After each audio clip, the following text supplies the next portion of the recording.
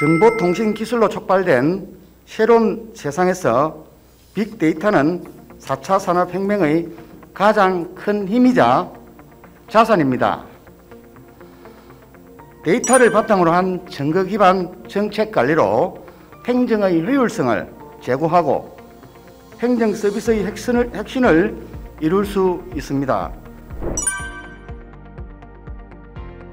오늘 본 의원은 집행부와 의회가 충분히 공감하고 소통하여 경남도정이 지능형 행정 서비스를 구현할 수 있도록 데이터 기반 행정에 대하여 몇 가지 질문을 드리고자 합니다. 먼저 기획조정실장님 단상으로 자리해 주시기 바랍니다. 4차 산업혁명 시대를 지나 5차 산업혁명으로 이어나가는 중차대한 기로에 있습니다. 디지털 정책 분야만큼은 전문 인력을 확보하여 전문성 있는 조직이 될 수 있도록 추진할 필요가 있습니다.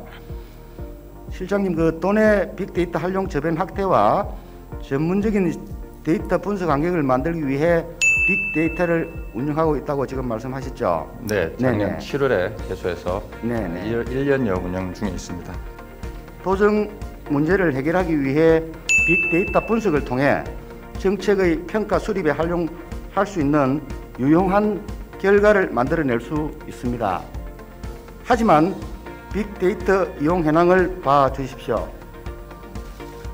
화면을 보시면 현재까지 프로그램 수료시장 250명, 분석 실용 횟수 378회로 센터 이용률을 회신하였으나 교육시행과 이용 횟수가 아닌 실제 이용자는 초기에 2021년을 제외하더라도 2020년 1월부터 7월까지 월 평균 이용자가 7.4명입니다. 도민들은 빅데이터 센터가 있다는 사실조차도 알지 못하는 상황입니다. 현재 경남연구원 빅데이터 센터 업무를 총괄하는 센터장 외에도 소속 직원만 3명이 상주하고 있습니다. 적은 이용률에 비해 운영 인력이 많다는 점 또한 불필요한 재정 낭비라는 지적도 있습니다.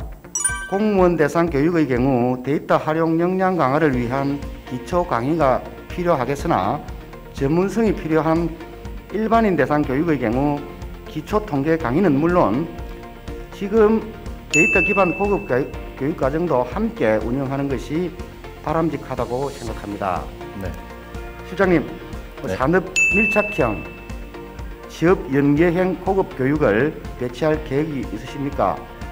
현장에 밀착된 취업에 필요한 이런 교육이 필요하다는 말씀을 저희도 공감을 하고 있고 앞으로 추진해 나갈 계획이라는 점 말씀드리겠습니다. 네, 좋습니다. 이어서 두 번째 질문으로 넘어가겠습니다. 균형발전국장님 단상으로 모시겠습니다. 지난 20-30년 동안 지역의 하두는 균형발전이라고 할 수 있습니다. 특정 지역의 생산성을 높이는 것이 그 지역의 발전을 견인하는 건 맞지만 주변 지역의 낙수 효과는 적습니다. 지역의 구조적인 문제를 해결하지 않는 이상 지역의 생산성을 높여봤자 오히려 인구 유출로 이어진다는 게 결론입니다. 결론적으로 기존 산업단지, 경제자유구역, 핵심도시 등의 정책이 아니라 지역의 역량을 충분히 활용할 수 있는 특화산업 육성의 정책의 초점을 두어야 한다는 것입니다. 방산, 원전, 항공우주산업은 윤석열 대통령께서 내놓은 공약사항이기도 합니다. 특히 사천에 들어설 항공우주청은 경남의 미래 먹거리가 될 항공우주산업의 총본산입니다. 당연히 관련 산업들이 직접 되어야 할 것입니다. 항공우주 관련 국책산업이 모두 대전에 있습니다. 항공안전기술은 인천에 있습니다. 이런 기관들도 사천에 와야 되지 않겠습니까? 그동안 대전권에서 나온 항공우주청 대전 유치 또는 항공우주청 분리 설립 주장은 물 건너간 것으로 이번에 쐐기를 박았지만은 클러스터 지구의 애초 경남과 전남 양극체제에서 대전을 포함한 삼각체제로 언급한 점은 너무나도 우려스럽습니다. 독립예청의 지위를 갖고 대한민국 항공우주산업을 이끌고 나가야 할 항공우주청이 항공우주 연구 기능은 다른 곳에 맡긴다. 그것은 항공우주청의 설립 취지에 역행하는 것입니다. 최종 대전 지역 언론 일면 톱 기사입니다. 최종 발표도 나지 않았는데 기정 사실인 듯 마치 항공우주청이 대전에 설립이 되는 양 가대 포장을 하고 있습니다. 물론 대전 지역 언론이 포장할 수 있습니다. 그럼 이런 기류를 뻔히 알고도 경남도는 대체 어떻게 대응하고 있었을까요? 항공우주 산업을 얼마나 꽃피우겠느냐에 따라 향후 대한민국의 세계적 위치와 위상은 달라집니다. 사천시나 서부 경남의 일만이라고 생각하지 말고 남의 집 불 구경하듯 보고 있어서는 아니 된다는 말씀입니다. 이제 항공우주청 조기 설립을 위해서는 도민의 단합된 목소리가 그 어느 때보다도 중요하다고 생각합니다. 앞으로 적극적인 홍보도 실시하겠습니다. 현재 서부청사에 항공우주과가 신설돼 운영 중이고 13개 기관으로 구성된 항공우주청 설치 실무 TF가 구성되어 활동 중입니다.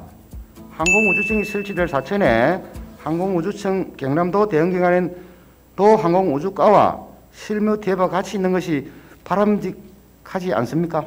행정 관련 각종 기관을 집착하고 그에 따른 주거공간, 상업공간 등을 조성해 공무원과 연구자들이 쾌적한 환경의 정주공간에서 머물 수 있는 활기찬 도시를 만들어야 한다는 것입니다.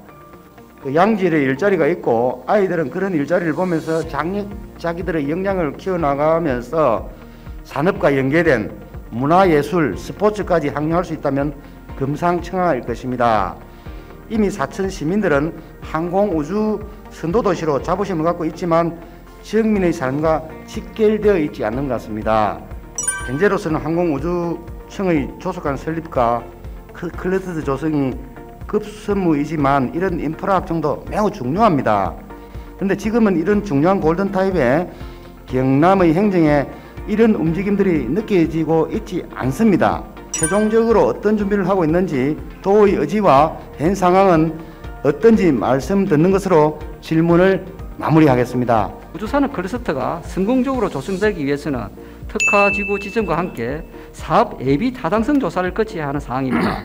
에타 통과를 위해서 앞으로 가기부와 기재부와 지속적으로 더 열심히 협의하도록 하겠습니다. 다음은 기후변화 문제입니다. 기후변화는 더욱 심각해지고 여러 재난과 자연폐가 현상은 증가하고 있습니다.